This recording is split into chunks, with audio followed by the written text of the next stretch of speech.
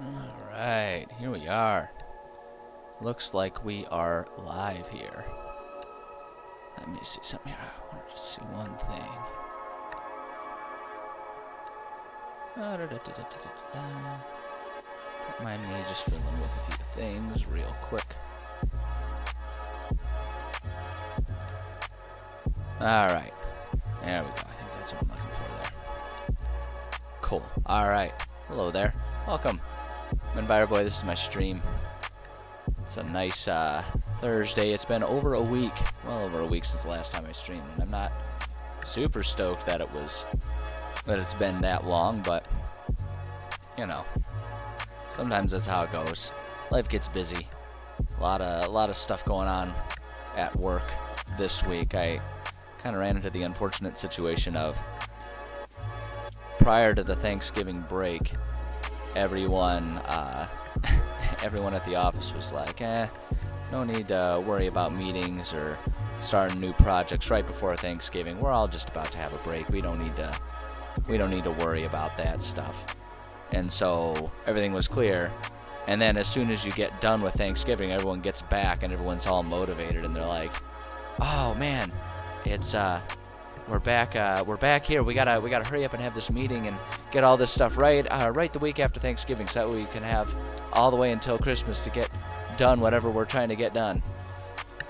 So you end up with just everyone doing everything all at once, and I don't know. It's an understandable thing. It's a reasonable thing that happens, and so I get it. I'm not too worried about it, but yeah, here we are. We're back. Things are mostly done. Today's stream is going to be a little, so what's going to happen, the writing stream is going to be a little short. It's going to be a half hour shorter than usual. And then the gaming stream is also going to be a half hour short. It's going to start a half hour later. I need to do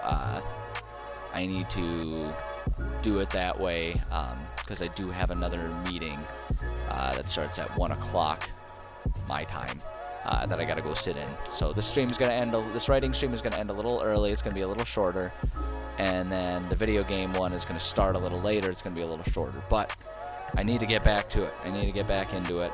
I'm missing it. It doesn't feel right to not be streaming, so we're at it. And so with that in mind, let's go ahead and get ourselves actually working on some writing and stuff that we've been working on. Alright, so we've left off, let's see here,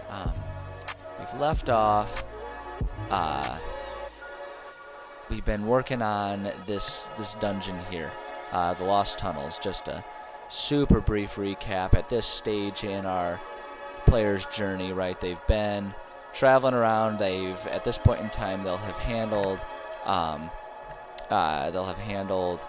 all of the stuff happening with the giant tribe up here in their quest to find the multiple keys, the 4 keys used to open the Hall of Wisdom for the dragon that they're trying to please. Right, so they've gotten the key, presumably from here, and now they got their next clue, which is that the next key is going to be in the abandoned dwarven city of Kagdaral. So we're filling this thing up here. There's going to be kind of 2 steps to this part here. There's obviously the city itself is going to be a dungeon for them to handle, but then on top of that we also have our lost tunnels here, and this is what we are working on right now. This is sort of if they're traveling and going along on this journey. This is the last section for them to get through. These tunnels, this was a final sort of approach that the dwarves would have created in their underground city. Right, it was the last hurdle for anyone to have to pass, and it was intended to be a very labyrinthian type of tunnel system with the intention of confusing and trapping any enemies who were trying to enter the city, with the assumption that anyone who was welcome would be given instructions and proper ability to make their way through. So naturally, our players are not going to have that because it's an abandoned city, and so they're going to have to navigate this. So that's what we've been working on. We have 3 of the 4 sections of rooms taken care of. And as you can see, as we're looking at the pictures here, it is very labyrinthian. Everything looks very much the same, and that's on purpose. The design of these tunnels is meant to be a very monotonous, every room looks the same kind of feel, is what the dwarves were going for when they created this. They wanted it to be confusing and frightening and scary and upsetting, and they wanted people to get lost easily in here. Because again, people who are welcome would be given instructions or guided through by, an escort or something along those lines. But anyone who is not welcome would be SOL, and they just have to try and navigate their way through. All the while, the dwarves being, presumably, at least to a degree, aware that there's stuff going on in these tunnels and could head them off and fight them if need be. So, at any rate, that's what we're working on. And so we're going to work on, I don't know, because I missed 2 days and today's going to be shorter, I don't know if we're going to accomplish it. I wanted to try and finish this dungeon, finish this last set of rooms that we're working on, this section 4. I wanted to try and finish that this week. So we're going to try. I'm going to try and stay focused, try and get some writing done. If anyone comes up with any questions or anything like that, absolutely, always more than welcome to ask questions, and I'll do my best. But, yeah, let's get to it here. So, let's see. This is the wrong set of notes. That's for a different game, and I should hide those in case any of my players are watching. As they do from time to time. I don't want to give away all of the secrets there. Okay, so here we can see all of our notes from everything so far.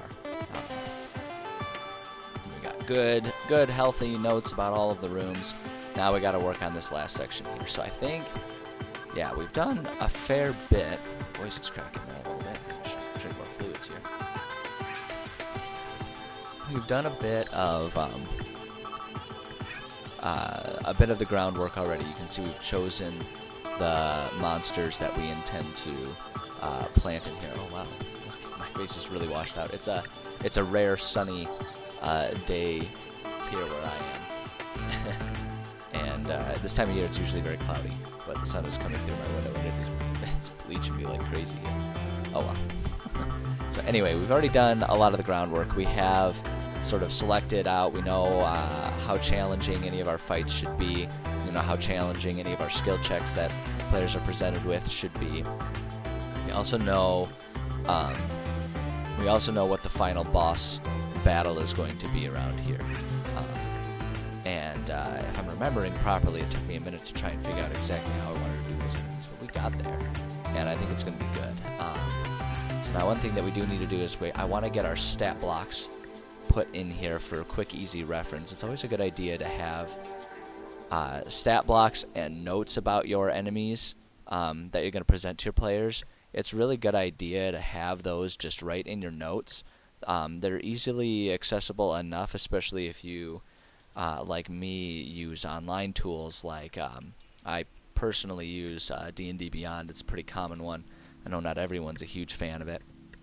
That's what I use, and so it's easy enough to sort of assume that they'll all be there.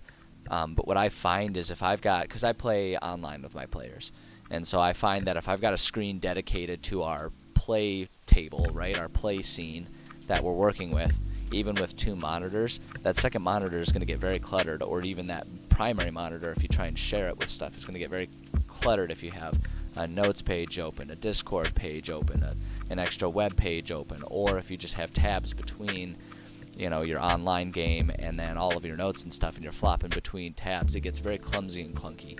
So I find it's much easier to just keep our combatant notes right in here with everything else. So all it is if I'm in this room running this battle right here, right, I can just quickly scan up and see, oh yeah, I wanted to do this with that monster. It's just easier to do it. In general, I find that best practice is the more places I have all of my enemies, and all of my notes in general, the easier it is to find what I'm looking for, because I'm just likely to stumble upon all of it when I need it. So let's just pull up our monster stat blocks. We've already decided the monsters, so it can be quicker to find that. So we need to find an ooze folk here. That's right, the ooze folk. We'll just search ooze here, and then there it is, our ooze folk here. And one of the beautiful things. I absolutely love the way technology progresses here, because we can just go ahead and take ourselves a screenshot of only exactly what we're looking for. Look at that. So awesome. Absolutely love that. Alright. So, hey, Dragon, how's it going? Things are good for me. I am finally streaming again after a week off of holiday and then infinite work meetings that were just driving me insane. But it's all good. It's all good. Because I'm finally back at it. Feels good. Alright, so let's see here. So with our ooze folk here, I need to take a moment and... Oh, we didn't do this. I remember I was kind of rushing to try and just pick out what the monsters were going to be last time, because I just wanted to fill up a couple extra minutes. So I have to think for a second here exactly what... how I want these things to behave, sort of. Oh, thank you. I appreciate it. Yeah, I actually took the time to give myself the iguana ridge this morning. I don't always do it, working from home, but I just felt like looking rad today. So up it goes. All right, so let's see here. So this thing, it's transparent. So yeah. So okay. So we're definitely going to check spot an ooze folk that has neither moved nor attacked. Okay, so we'll want to make notes here. I'm going to make a note of that. Remember, transparent, difficult to find until attacking. Oh, there we go. We just want to make a note of that just so we don't forget it. So for each 5 damage it takes, walking speed is reduced by 5 feet. In this tight space, I don't think that's going to make a big difference, so I'm not going to worry too much about that. So let's see here. These guys, multi-attack. There's 1 glass longsword and 1 pseudopod attack. Glass longsword. That just sounds like a legendary item. I know it's going to be...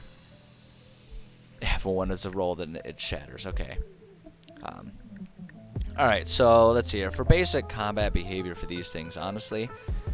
Well, always attack closest if multiple equidistant, go for the one that hurts it the least. As in, it's like trying to pick out the easiest target. They're not smart, so we don't need to worry too much about their tactics per se. So, okay, that's easy enough. The indentured spirit. Let's see. Where's my tab? There it is. Indentured. We'll just do that. There it is. The indentured spirit. Look at that picture. That's kind of a cool picture. I like that one. Anyway. Alright, let's see. Let's get ourselves a little screenshot here. Our stat block. Copy that. And over. Paste it in there. Cool. Alright, let's see here. Incorporeal movement. Spirit can move through other creatures and objects. So if they were difficult terrain, force damage if it ends its turn on the object. Withering touch, melee weapon. Alright. Yeah, so these guys, not a whole lot of complicated combat stuff to remember. We'll just say with these guys, always attacks nearest. If multiple equidistant, we'll say go for the one that hurts it the most. So we'll make these guys a bit smarter. They're trying to take out the biggest threat. What program am I using? Let's see. Are you talking about the notes that I'm using here? This is OneNote. Microsoft OneNote is what I'm using for it. And I find it to be incredibly helpful in keeping all of the tremendous amounts of different notes that I am always trying to keep with my games in order. Highly recommend it. It's a really good tool. A little weak on the word processing options. It's hard to make things look too pretty because it's not as powerful as Word.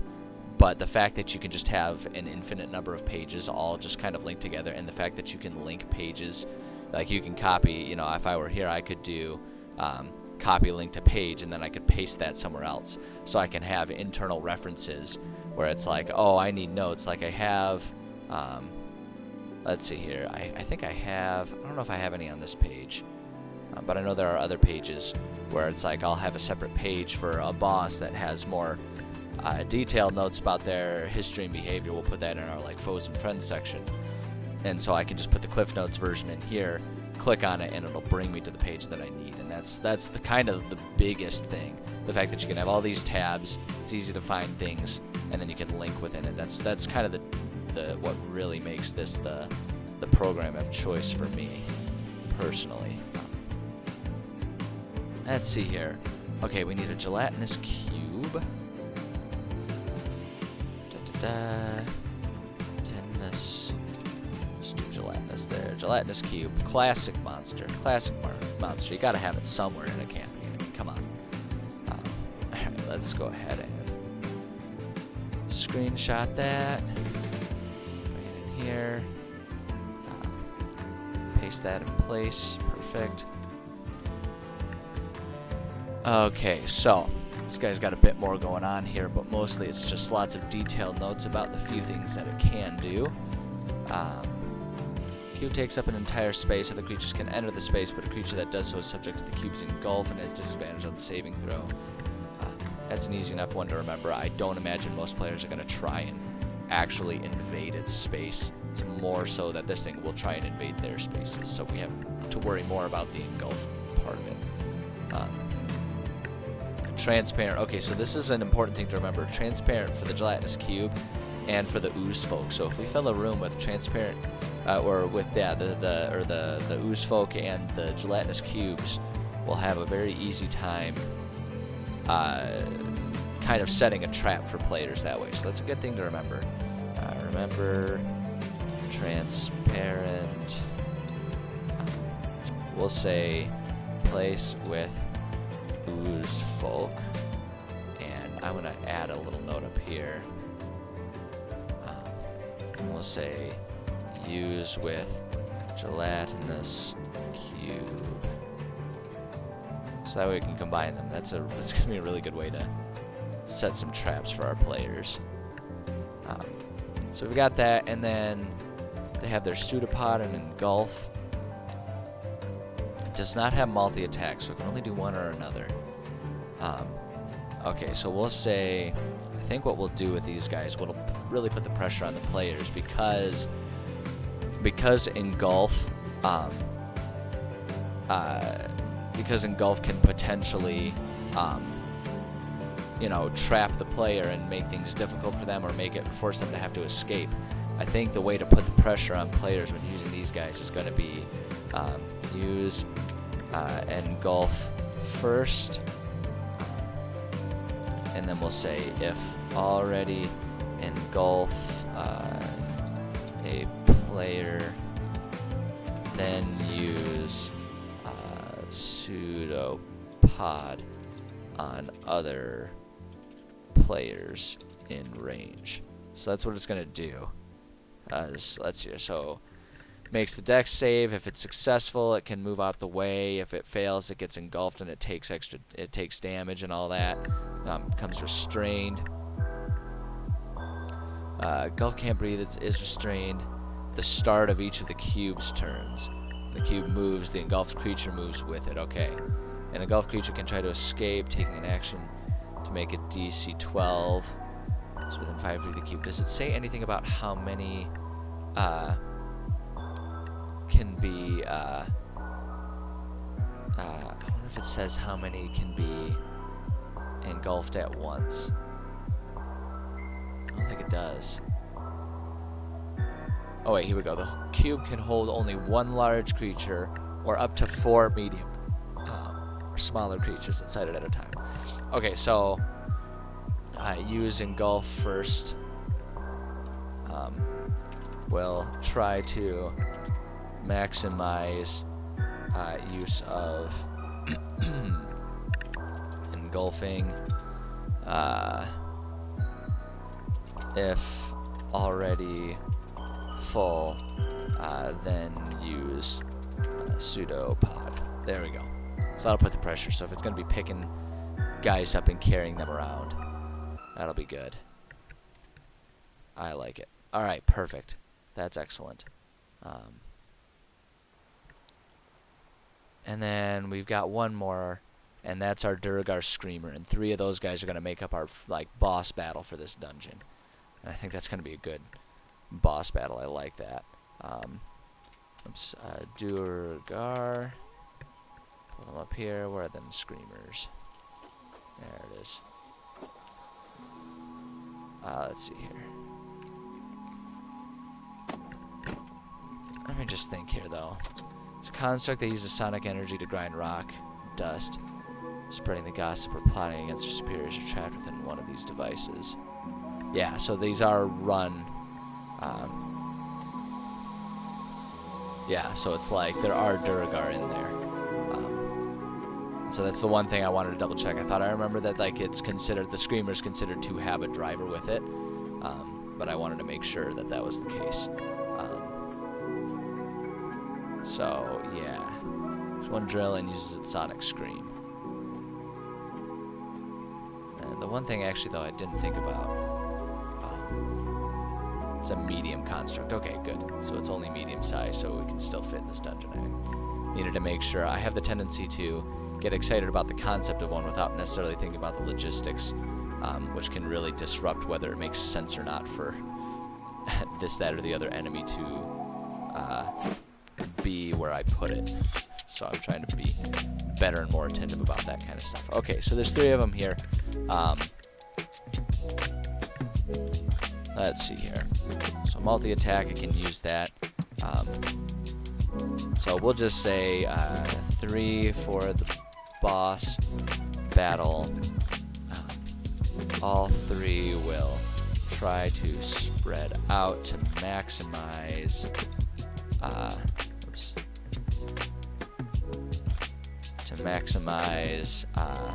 sonic scream footprint. So they're going to spread themselves out to try and do the maximum amount of damage. These guys are.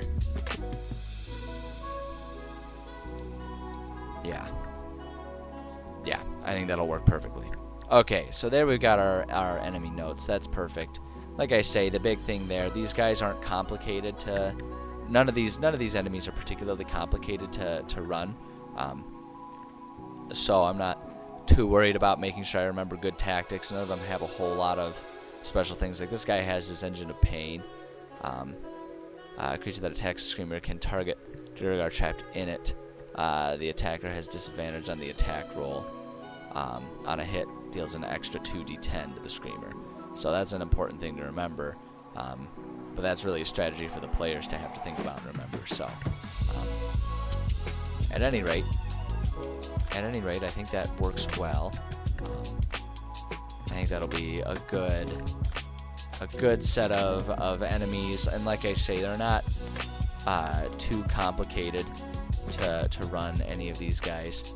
So I think it'll be pretty easy. There's not a whole lot to remember, and like I say, one of the important things is putting these stat blocks in with the rest of our notes, so that way it's easy. We have it's easily and quickly accessible. I think it can be rather cumbersome if we put. Sorry, I'm half distracted here, trying to multitask. Which means I just do multiple things poorly as opposed to doing multiple things.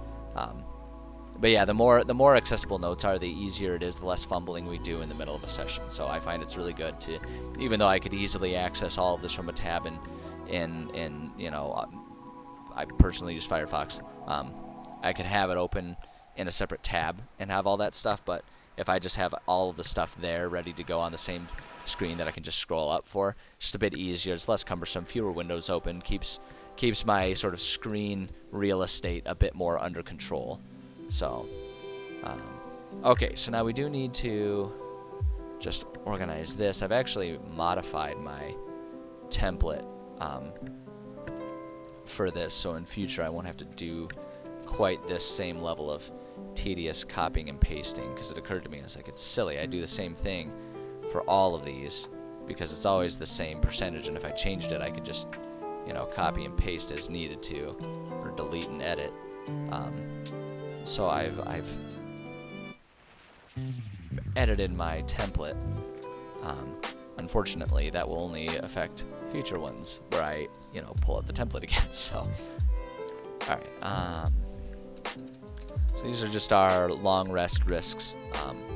It's important. I always find it's important, and I talk with my players about this a lot. It's important to add some form of tension to a long rest, just to avoid it being an easily abusable mechanism. It's pretty easy for players to just sort of like constantly take long rests anytime they start to feel a little bit of pressure. So one of the ways to mitigate that is to put risks involved with it. So if they do take a long rest, it's possible that something will disrupt their long rest, or they'll still get damaged from it and all that kind of stuff. Like that's one way to do it. The other way to do it, I find, is to give some sort of time limit to how long they can spend in a single dungeon. If you want to do it by how many rations they carry in, so they've got so many days, and every time they take a long rest, it advances the day. If you want to do it that way, you can do it that way. There's a lot of different ways, but the important part is to add some sort of pressure and tension to those long rests, so they're not just like, because if you allow them to just kind of be used willy-nilly, they turn into sort of a save state mechanism, which isn't the worst, and that might be how you want to run your game. And if that's the case, then that's great. But if you want there to be a sense of danger for your players, it's a really good idea to find some sort of barrier to just constantly long resting. Especially when we're starting to delve into the bigger, closer to mega dungeon level things that we're starting to get to at this stage in the campaign. We're kind of on the back half of the campaign, so things are going to start getting more intense. We want to make sure that we have those mechanisms in place to put more pressure on the players. Because at this point in time, they're leveling up too, so they're more powerful. They can handle it. Okay, so we do want to have a couple potential wandering monsters. This will actually be really good to do the wandering monsters here, because we have our transparent guys. That'll work out really well. So I always set them to being a medium difficulty. So if we're looking at about 1,100 experience points for it, we can do we can do one of them, 2 gelatinous cubes, and then I always just put the experience points that they're worth there. Again, the more places we put our notes, the easier it is to find them when you need to present them to players. And then we can do one. No, it'd be 2. It'd be 2 of our ooze folk. Oops. I don't know why I put the parentheses there, though. Ooze folk. And then that would be 100 XP a piece. So that gives us our 1,100 that we're looking for that one. And now we got to come up with another one. I like to try and make sure that I've got a couple different ones, just to keep things interesting. So if we're looking for 1,100, we could just do a swarm. Maybe we'll give it a little bit easier. Only 1,000 XP. That's not the worst thing in the world. And we can have 5 of those indentured spirits, just like 5 of them, floating around and making their way into the room, because they can just go through walls and stuff. They're just wandering. The idea is that they're just wandering the dungeon, and so they can find you at any given time. It's like the alien in the game, the Alien whatever, I forget what the full title of it was, but the game that came out, and there's the alien that always has its own like separate AI that doesn't communicate with the rest of the game, and so the thing can kind of like learn to get better. Reading about that always fascinates me. Of the indentured spirits. Those are worth 200 a pop. There we go. Yeah, I remember reading up on how they made that AI, and it's such a fascinating concept to me. As someone who doesn't know jack about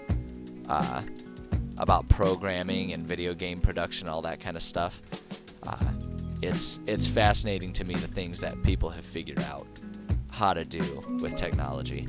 It's just so incredible. Kind of the same.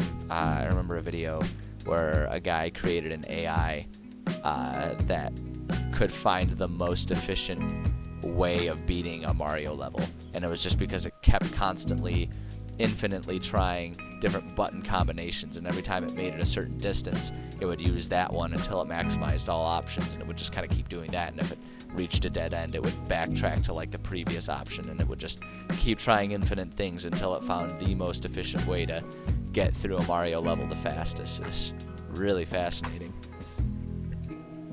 Anyway,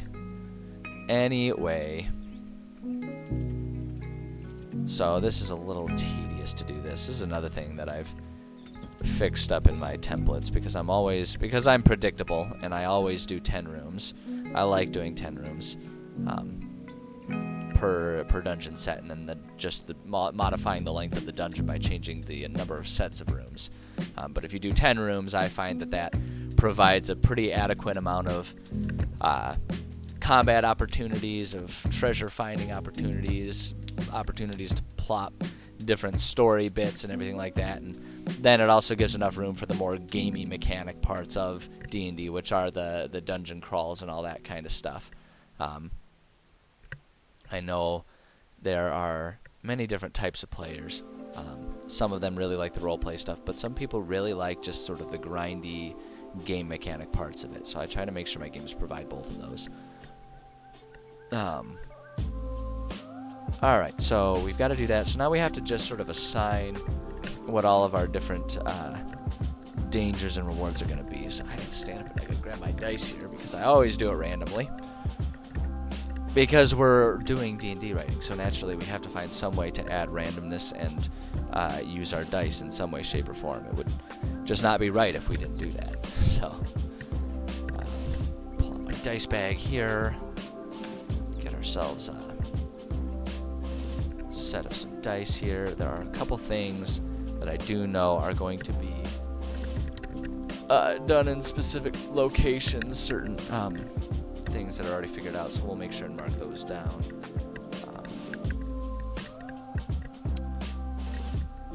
Let's see here. Oh, there's so many dice to choose from.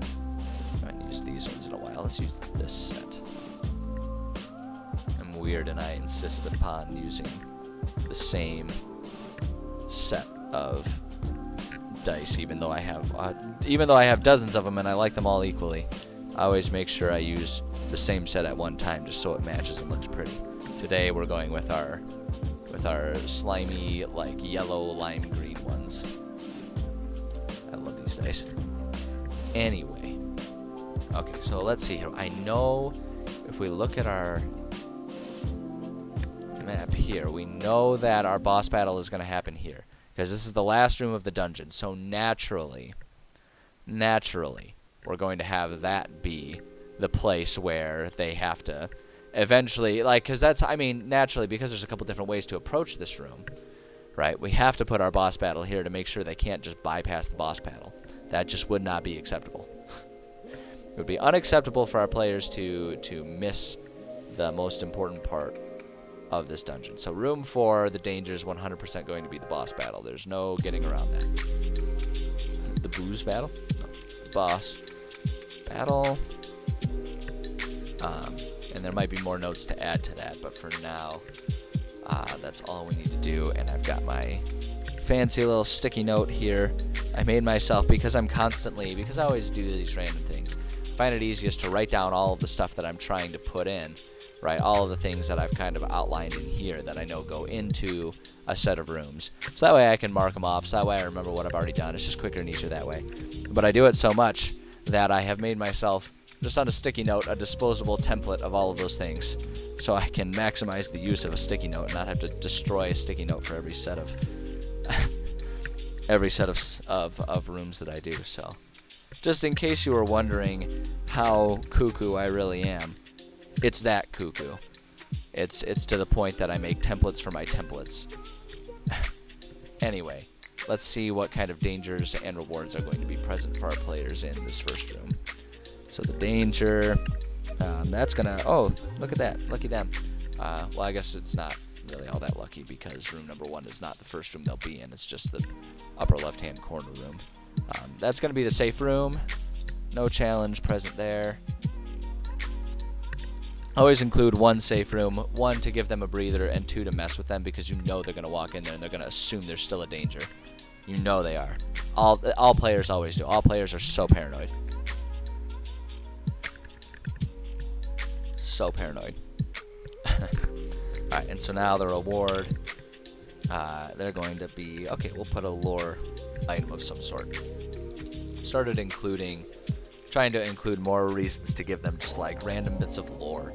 And these are things that are not necessary for them to get through the dungeon or survive or succeed in the dungeon, but are still good things for sort of building the world and giving them that sense of reality. I find players that even if it's not always necessary, they really like that. And the fun thing about it too is depending on the type of lore, a lot of times, if you're willing to use your yes and abilities for improvising with your players, they can kind of turn it into a cool story beat, even if that was never the intention.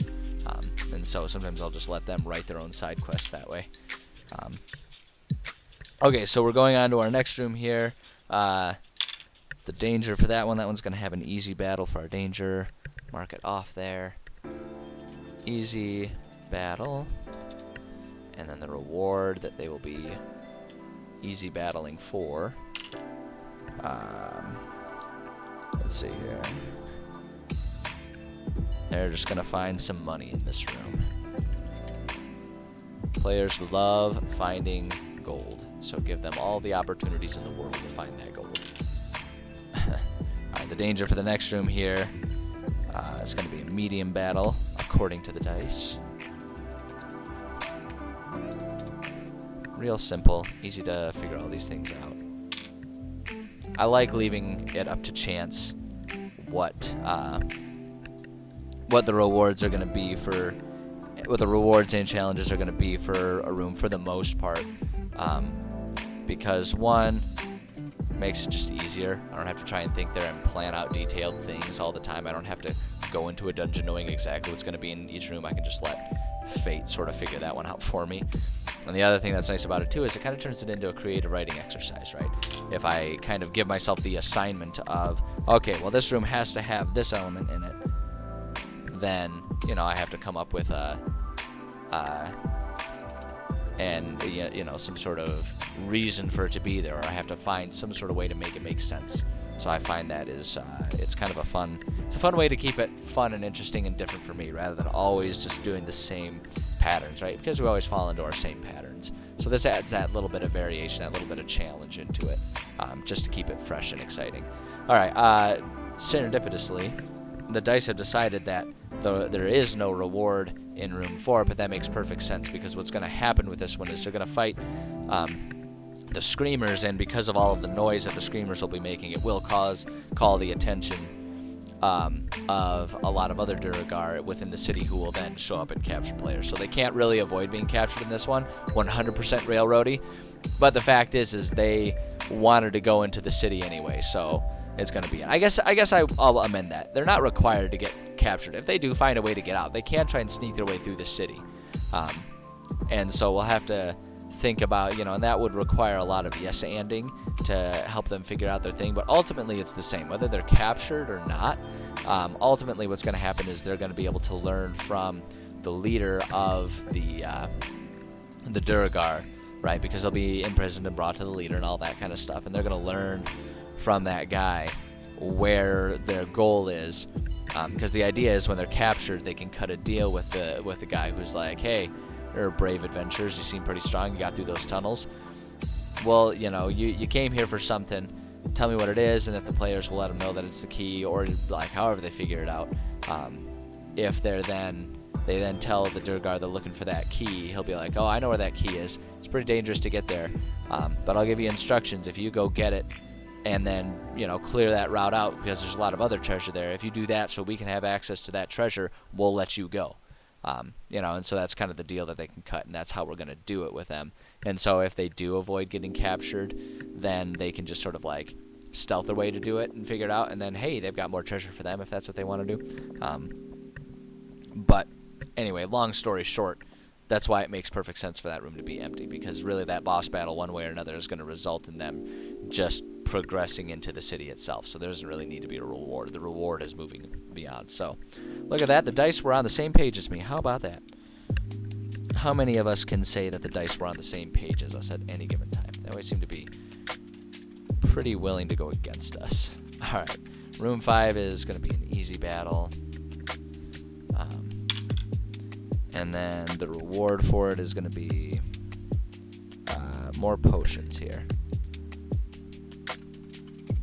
And the potions, I've been having fun learning, trying to figure out how to throw in potions. Potions can obviously give them a bit of health, and that's sort of a trade-off for, you know, the limiting of long rest and stuff like that. You can give them potions, so at the very least they're not as likely to die, and so then the limiting thing comes back to, you know, how many of their spell slots do they have, how many of their once per day feats do they have, and all that kind of stuff. So it's just another component of the overall strategy struggle for players to figure out here. All right, so let's see here. So this next room, danger is going to be. Oops, I gotta re-roll that. Okay, there we go. All right, so that's going to be a puzzle room. So now I got to think about some sort of puzzle to throw at the players, but we'll get there when we get there. And the reward is going to be, so this is where they're going to have their compass. And the compass, for anyone who hasn't seen the way I do it before, the compass isn't necessarily a literal compass. It's basically just a little cheat item. Very game mechanic-y. It doesn't have a whole lot of role play value. Very game mechanic-y, but what it is it's a basically an item that only works within that set of rooms, and it's something that will tell players if they've missed, in some way, shape, or form, it'll inform players if they've missed something of value. So it can just be kind of a fun way for them to sort of have a little bit of a hint for finding all the monies and potions, and if there's anything essential like finding a key that they need to find, can give them an idea about where that might be. So, okay, so room 7, that's going to have a trap in it. We'll have to come up with some kind of trap. And the reward for surviving said trap will be more money. Players love money. I've never had a player be upset about finding money. They could have 8 million gold in their pouches, right? They can have a bag of holding that is nothing but a bank vault, and players would still get excited about finding 25 gold. They just, that's what they love, baby. That's what they love. Let's see, I gotta roll that one. There we go. Alright, so this next room is gonna have an easy battle in it. Easy battle. I'm gonna re-roll that one. Stop giving me 4s, you silly D4. There we go. I always adjust my dice down to the nearest size, right? So when there's 10 rooms left, I roll a D10. But then when there's 9 rooms left, I always still roll the D10 and re-roll on the 10. Or in this situation, there's 3 options left, but I roll a D4, and then they, if you roll a 4, you got to re-roll it. So naturally, I would roll like 4 4s in a row. All right, so the reward here is going to be, this is where they can get their enchantment token, which is a homebrew mechanic that my players and I use, and I can discuss that more when we get to it. It's easier to do it that way. Master of the dungeon, that is high praise. I like to think that I'm at least good at imitating being a sufficient dungeon master, and my players are nice enough to indulge me. So, all right, let's see. So this room is gonna have a medium difficulty battle in it, and then let's see. What's the reward? The reward is going to be a little bit of a lore item there, so they can learn more about where they are and how it came to be. And again, like I say, it doesn't necessarily have any bearing on their success in the dungeon, but it does provide some context for them. And if you're like me and you enjoy the process of yes and with your players, then it can turn into a side mission. If players start acting like it's something really important, even though you've given them no reason to believe it's something important, then you can just kind of shrug and go with it. And let them let them kind of turn it into their own demise if they so choose. Alright, so we got everything assigned. The map to this portion is going to be in there for them. So we got that little bit of tedium taken care of, which is always good. I'm just going to put my dice away so I don't forget about it, and also so my cat doesn't come up and steal them, because she really enjoys batting dice around.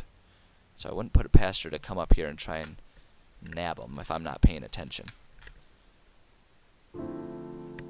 Okay. Those out the way. Perfect. Perfect, perfect. Alright.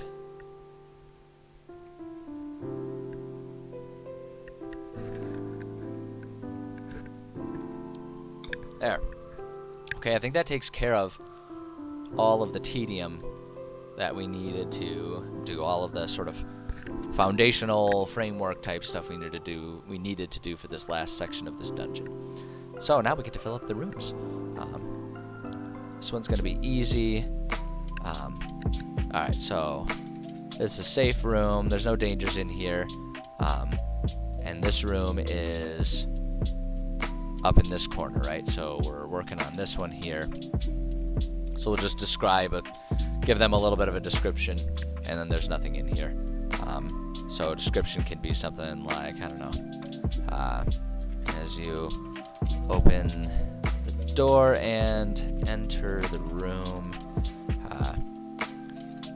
all seems quiet. The statue in the center stares at you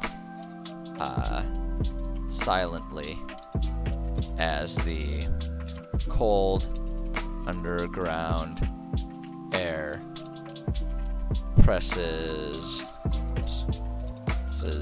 in around you. There you go. Give them a little sense of claustrophobia there, but ultimately not a whole lot. Lore.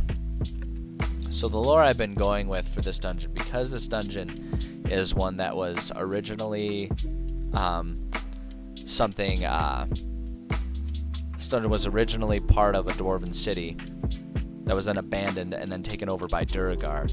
I'm trying to have the lore be something that demonstrates that transition a little bit, and I'm trying to have the lore gradually, as players get deeper and deeper into the dungeon, I've been trying to have it be like more and more obvious what kind of went down, where it's like it starts off and it's just a bunch of stuff that's like, yep, nope, there were definitely dwarves here, and then as it goes on more and more, it's like, oh, there's something weird going on here. And so I think in this one we're gonna have some pretty explicit, like Duragar things in here. What do I find most of my players spending their gold on? There's kind of two things that players spend gold on a lot, I find. One of them is potions. Players love hoarding health potions, regardless of if they need to buy more. They love showing up and buying as many as I'm willing to put in stock at a store. So there's that. And the other thing that my players like to do, because I play pretty fast and loose with like crafting systems and stuff like that, my players really like to buy like customizations and upgrades to weapons and stuff like that. They really like getting really cool thematic weapons for their players. And I mean, as long as it's not like, I'd like to upgrade my sword to a plus 18 sword of decapitation, right, and make it so that they automatically do 800 damage or something like that, as long as it's within reason, I am all for that. I think it's really cool when my players get excited about their weapons and their characters and can kind of make them thematic heroes and all that kind of stuff. So that's usually what my players end up spending the most on, spending their money on for the most part. My players don't go in so much for the more like, I don't know how to describe them, like the non-weapon items. Like they don't try to find interesting enchanted jewelry or anything like that. They like to just sort of get their weapons looking rad. But I think each group is different. I think it depends on what the group likes to sort of, what sort of aesthetic players like to build in their game. So that's usually what my players go for, which, like I say, I'm all for it. I think it's cool. I think it's cool, and I think it's great when they have fun with it. So let's see here. So a good lore item. We've done, let me go up and check here. Where did we do for our last bits of lore items here? Let's see here. Just look around, see what else is in the room. Notice lying on the ground a rusted short sword. A few engraved words. Okay, yeah, that's right. So we're showing sort of lost items from the dwarves that have been running away, and all that kind of stuff. Let's see here.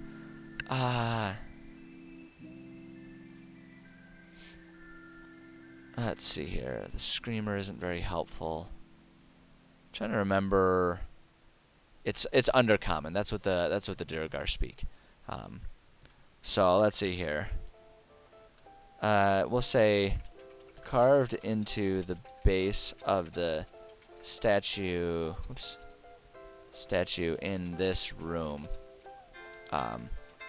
Over top of the original engraving are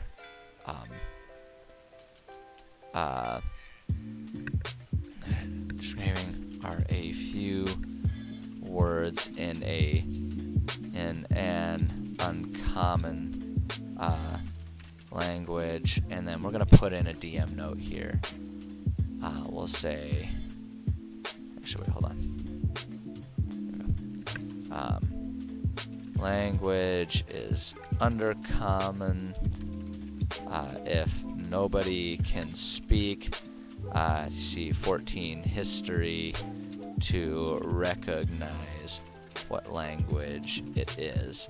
So that way they still have the chance to understand what it is, even if they can't read it. Let's see here. Say the words translate to. Let's see here. We'll say Kagdaral. Alright. Why is it spelling Kagdaral? Hold on a second. I gotta check this. K-H-A-G. That's what it is. What a good writer I am. I can't even remember how I spelled my own made-up city names. Kagdaral belongs to the Duergar. There we go. Just give them the blatant, like, oh, that's what it is, because they're so close to the end of this dungeon anyway at this point in time. So if they can understand Undercommon and they can translate that, then boom, they get to know. There they go. Congratulations, they finally figured it out. Alrighty. So easy enough, easy enough.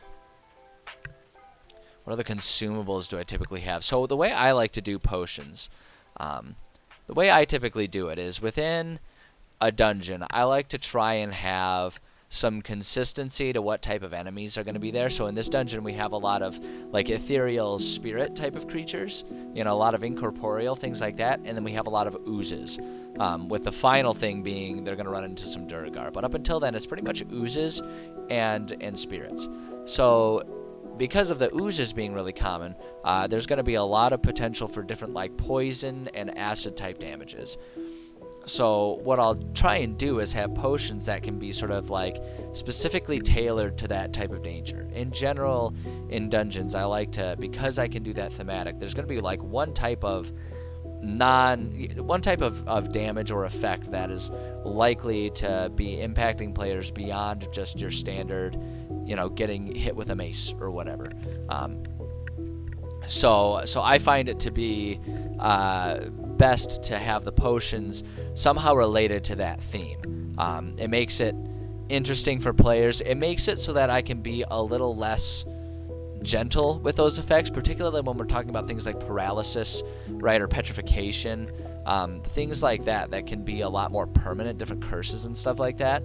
If you have within the dungeon the cure to that situation, you don't, as a DM, have to worry quite as much about rendering a player completely out of combat or flat out dead that way. So that's usually what I lean towards. Hey, John, how's it going? Good to see you here. So that's what I like to do with the potions. And sometimes sometimes I can achieve that through just using potions in the rules as written. But I am 100% a DM that's like, oh, there's not a potion that really does what I'm trying to do. All right, well, we'll just say that this potion does that because I want it to be there. So I play pretty fast and loose with the rules. Some people are really into running their games rule heavy, rules as written, because they like the mechanics. They like to try and figure out how to create things and then solve problems within the confines of the rules. And those games can be totally great. I played in those games, and they can be a lot of fun. But it's a very different mindset than one that's a bit more loose fitting, and it's just like, magic makes it work. Who cares? So I like the balance to be a bit more fast and loose. But that's just my personal taste, and my players seem to like it, so I just keep going with it.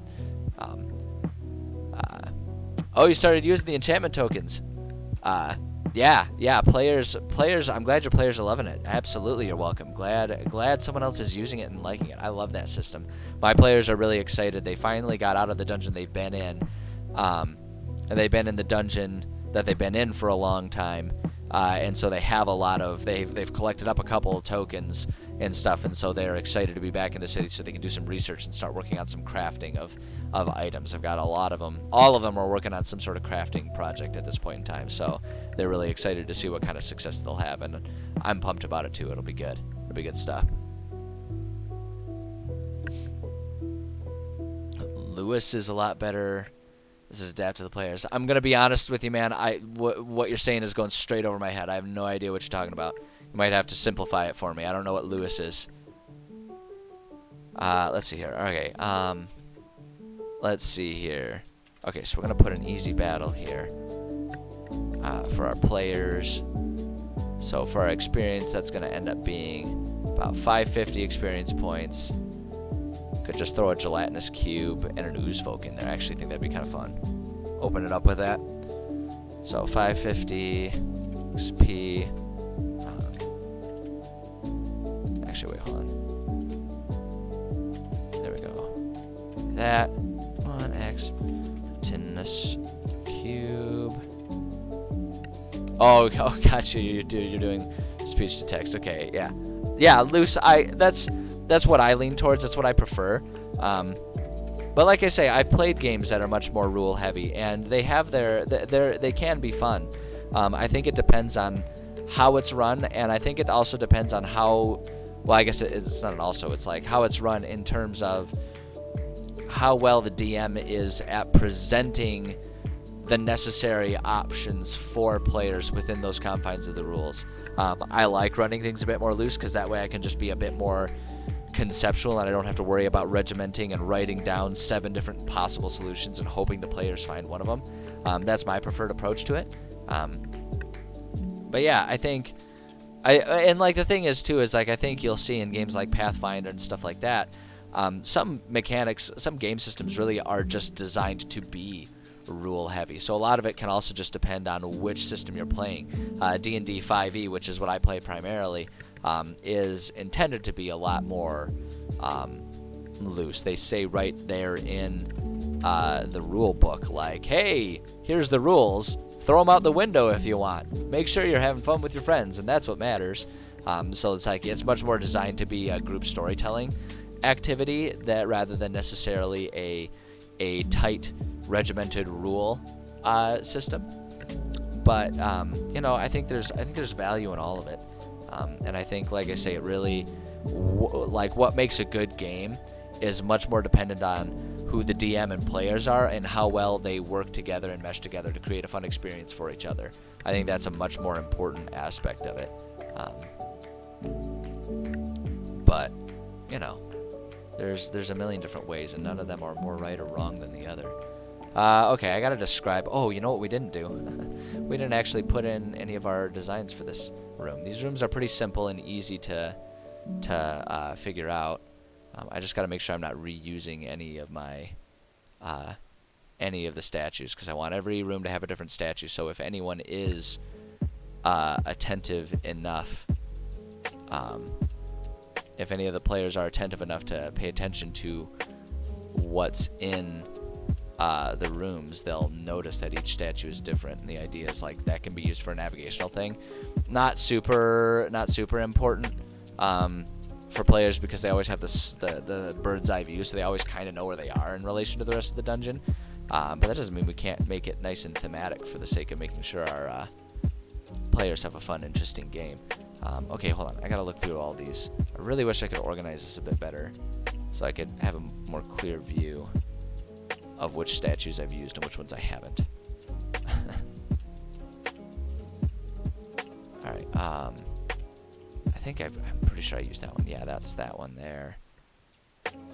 Pretty sure I'm like down into this section for things that I haven't used. Did I use that one? Did I use Stone Statue 6? Hold on. I mean, really, I don't need to worry about it because they're not going to notice. They would never, ever notice. But dang it, I'll know. I'll know if I do it wrong.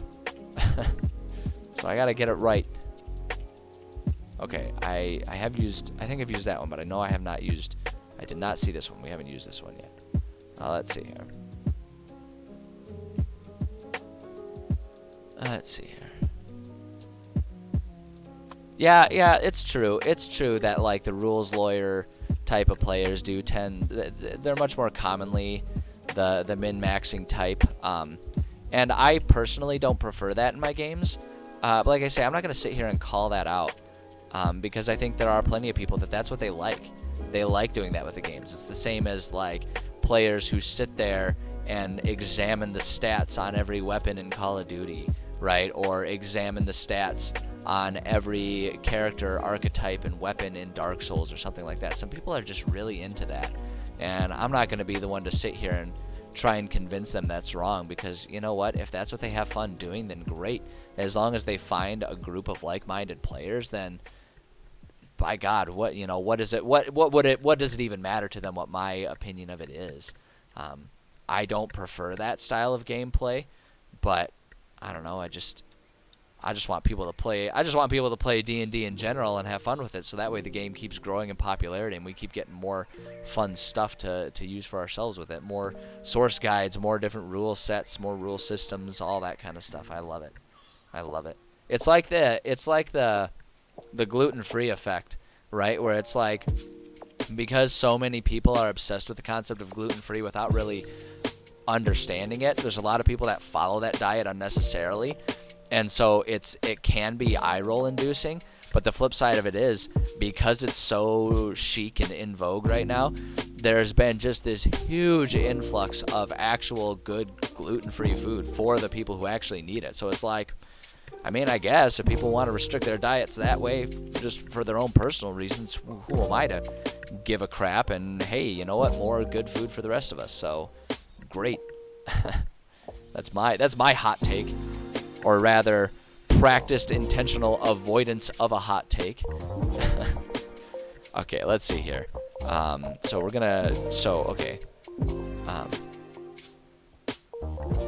So because this one is with a gelatinous cube and the ooze folk, which are transparent, I'm going to open up with a note here that says, member transparent enemies, and what was it? Is it DC 14 to notice them? Let's see here. Transparent DC 15 to notice the cube, which cracks me up. Like, I understand that it's transparent, but at the same time, it's like a 5x5 cube. That thing is huge. Like, it takes up an entire space, which means that it's presumably at least 5, if it's a cube, and it takes up an entire space, which is 5 feet. It's 5 feet by 5 feet. Even if that's transparent, like, that's a thick glass of wall. There'd be some light refraction going on there.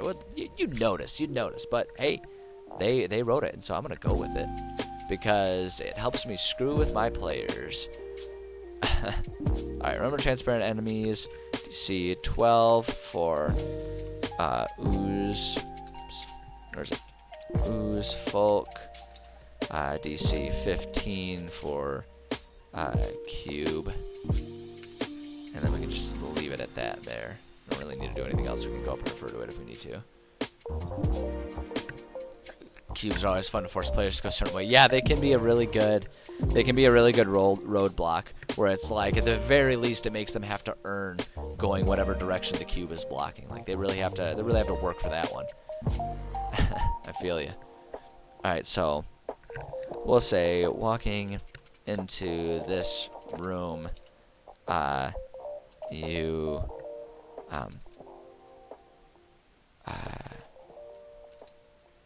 let's see here. As you enter the room, it appears empty. The customary statue stands resolute. Oops, I can spell resolute. In the center of the room, and then we'll just add another little sentence about them getting attacked. We'll say, let's see, a customary statue stands in the center of the room. Out of nowhere, because if they do roll and they notice it, then we're kind of off script, and that's fine, but we're at that point in time doing something different. And actually what I'm going to do here, start with passive perception to notice, then use investigation. Investigation, there it is. So that's a little off book there, but if they're passive perceptions, I mean, if they're just really observant people, they might notice it, right? Excuse me, at least with the ooze folk being a DC 12. I don't think they'd be high enough level for anyone to really have a good chance at seeing our cube, but hey, I don't know. I don't know how players are going to stat their characters. Out of nowhere, you feel the attack of some transparent creature that has snuck up on you. Boom, there we go. All right, just general, generic. Not my best writing, but hey, you know, we all have good and bad days. All right, and then the reward here is money. So let's see here.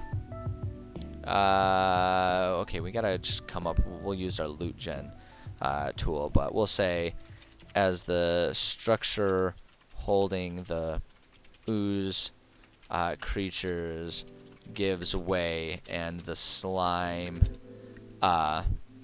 pools out on the floor, you notice a collection of goodies that likely once belonged to the poor souls that have helped sustain these creatures in this dungeon. Boom, there we go. Little morbid, but hey, you know what? I play with adults, so we can get a little dark, and it's fine. All right, let's pull up our loot gen tool here. This is a level 4 dungeon, so we're gonna go with just our smaller thing here. Oh, they're lucky; they're gonna get a lot of gemstones on this one. All right, so 241 gold. Let's go and put that down in there. 241 gold. And then the gems. So this is something that's personal preference. A lot like, you know, rules and how strict you're being with things. It's very much a matter of preference. So I always will, actually wait, hold on. I want to get all of it here. I always put the detail of what specific stones they find, because I personally like to be able to get that detailed, and it's 100% that. It's just personal preference. But I like having that detail at least as an option, so if players want to get real specific about designing a specific item, right? Like if they're, I guess what it is if my players are willing to describe, like, yes, I want to make a sword that has, you know, rubies encrusted in the hilt, then it's like, all right, well, let's have you find actual rubies, right? And so it's like you can get that detailed, so I like to provide that there, but I also make sure to just have these notes up here where it's like, if players don't care about it, then neither do I. But one thing I'm going to do here is we're going to, for this one, I'm going to remove the links for there just to make it look a bit better, because the links will get goofy anyway because they're dependent on the specific role that we had before in loot gen, so it just kind of gets weird. So let's see, we'll do 2x there because I prefer the 2 to be up front so I don't forget about it. 2 of those. 2 of those. I don't get detailed enough to want to leave the descriptions of them necessarily. Because there's only so much. There's only so much energy for reading things off that I have. Alright, so there we go. So there's that. There's the gems, and then there was one other item there. What was the other item that I put in there? Ooh, a filter of love. Ooh. Ooh. I like the idea of that randomly being in there for my players.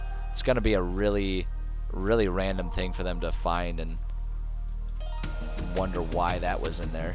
And I like to just think that it's actually something really tragic, and that, you know, a couple were trying to flee the city, and then the cube ate them, and their prized possession, their filter of love or something. Or even better, maybe it was like an accidental hero thing, and some creeper who likes to use those to get with people got consumed, and his filter of love was left behind. Aside from fighters, what class do my players play the most, and why do you think that is? Oh, you know, I do see a lot of rogues, and that's just because, and that's 100%. It's exactly the stereotype that you think of. It's because new players like to try and come up with their like sneaky, mysterious character. People love that character. So I do see a lot of rogues. I see a lot of druids, and I think it's just because people like the idea of turning into animals. So I do see a lot of druids. And then there's always, within any group, there's always at least one like heavy magic, well, not always, but almost always one heavy magic user, because there's always one person that just loves the idea of being able to cast fireball and stuff like that. A lot of this comes from the fact that most of the groups I've played, like as someone who has proven that he is capable and willing of DMing, I tend to really get bumped into that forever DM thing, and what happens is I'll tell people that I have D&D as a hobby, and I get a lot of people like, oh, I've always wanted to try that. If I get some friends together, will you teach us? And of course I'm always like, yes, because I love D&D, and I would happily play a million games even with newbies. So I get a lot of newbies, and so because of that, I end up with a lot of those like first character tropes that way. So that's, I guess that's what I see. I don't see, for me personally, I don't see a lot of the sort of stereotypical min-max, most powerful build type of stuff. I don't see that very often. And I think for me, that's because I don't really outsource my games. I really only play with friends, and I just am not friends with many people who are stat freaks. And again, that's not a commentary on whether that's good or bad. I just, you know, my friends are much more, I tend to be friends with, you know, maybe there's a reason for it based on my personality or something like that, but I tend to be friends with much more like story creative type of people who are much more interested in the role play stuff, or at the very least are as interested in the role play as the mechanics. So they want a character that's statistically functional and effective, but more than that, they kind of get in their mind like, oh, I want a character that can do this kind of thing, so that way I could do like this type of thing, right? They're thinking about it more conceptually as opposed to statistically. So I get a lot of the more sort of the more unique, fun, different thematic characters, right? So I don't see a lot of your like monks who, from a personality standpoint, at first glance can seem a little more dull, right? It's just a guy who's quiet and punches things. So I don't see a lot of monks, right? That's the perspective that a lot of people have, not saying that that's actually what they are. I personally love playing monks. They're one of my favorite classes to play when I get the chance. But yeah, I don't see a lot of those. Fighters, I actually don't see a lot of fighters, just because a lot of people when they start out will see a fighter as being a little dull. I do have one guy who, one of his earliest characters though, was an Eldritch Knight, and he had a lot of fun with that. So, you know, exceptions to every rule. But yeah, I guess what I'm saying is I don't know that I have necessarily in my groups a super common trope, because I've really only played with pretty creative people that come up with a lot of different ideas. The one thing I will say though, and this is a funny thing, there was one group. This was back when I was still pursuing veterinary medicine. I have since left that field, not really interested in that anymore. But at the time when I was there, I was in veterinary school, and I started a game group with a bunch of my friends from class. And most of them had never played D&D, but were kind of curious about it. We're at that point in time when you're in grad school, you're pretty much around people who are in some way or another nerds, so they're pretty open about trying these things. And they were like, yeah, we'll try this. And I was like, great, let's do that. They all showed up, I swear to God, they all showed up as druids, because they all wanted to be veterinarians. They all wanted to just be characters that loved animals. And it was the funniest thing in the world, because they all showed up, and they were all super self-aware about it too. They showed up, and like once they realized they all did that, they're like, we all went with druids, didn't we? We all wanted to be a veterinarian in the game, just like we did outside. And everyone started laughing. And then they all decided to have none of them be a druid, because they were like, all right, fine. We have been smacked in the face with our own stereotype. Let's go ahead and forget about it and do something different. So that was probably actually my most stereotypical session. So I guess that means statistically I've seen druids more than anything, just because in that one group I saw 6 people at once show up trying to be a druid. And I was ready to do it. I was like, screw it, like let's do that. We can like homebrew a rule or set a house rule that all of you guys can only be like one type of animal, like one of you can only be dogs, and one of you can only be cats, and one of you can only be birds, right? I thought that would be actually really fun, and they could just be like some sort of Animorphs crew or something like that, which would have been awesome. Personally, I think that would have been great, but they were all like, no, we don't want to do that. Well, they didn't say that specific idea. They were just like, no, let's not all be druids. And I was like, hey, whatever you guys want. But that was a pretty funny incident. That gave me a chuckle. Let's see here. Okay, here's what's going to happen. I'm just quickly throwing down the decorations in this room.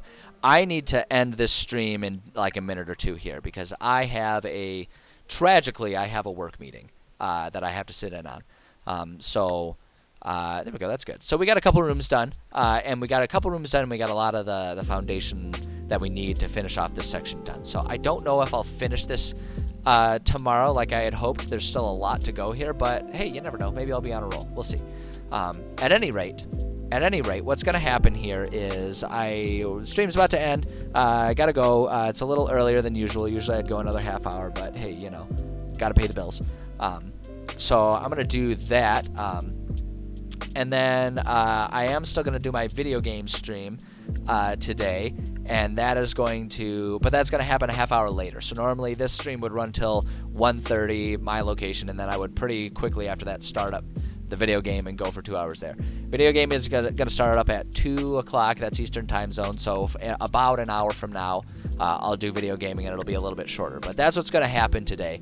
Oh yeah, no problem. I love when people bring questions. I love having the discussion and stuff. It makes it a whole lot of fun. But yeah, so that's what's about to happen. So thank you to everyone who stopped by. I appreciate you guys. I appreciate you guys being around. As always, I do have my Discord server, so if you want to be part of discussions outside of there, it's going to be busy. I don't know how active I'll be in there. Life is busy as we're heading into the holidays, but it is going to be a New Year's resolution of mine to try and be more active in Discord and maybe some other social medias, because people seem to like my streams, and like that's a surprise to me. I didn't know that would happen, but hey, you know what? People like it, so hey, we'll go with it, and because I'm enjoying it. So yes. So if you're interested in that, there's the Discord. You can always sign up for that. I also have my YouTube channel where I try to keep all of my VODs loaded and accessible, so that way if you want to go back and see other stuff that I've worked on, other games I've played, other parts of my dungeon that I've made, you can go check those out as well. So that's all that I've got. I guess announcements too. I will be streaming tomorrow as well. Same time, 11:30 Eastern time for writing. So if you want to see more writing, you want to see us make more progress on this dungeon, you can tune in tomorrow and check me out then. Okay, that's all I got. So again, thank you so much for stopping by. I appreciate each and every one of you. But I got to get going because I am 4 minutes away from being late for my meeting. So you guys are cool. I appreciate you. I will see you in about an hour for some Neverwinter Nights. So tune in then if you are interested. All right. Okay. Bye for real now.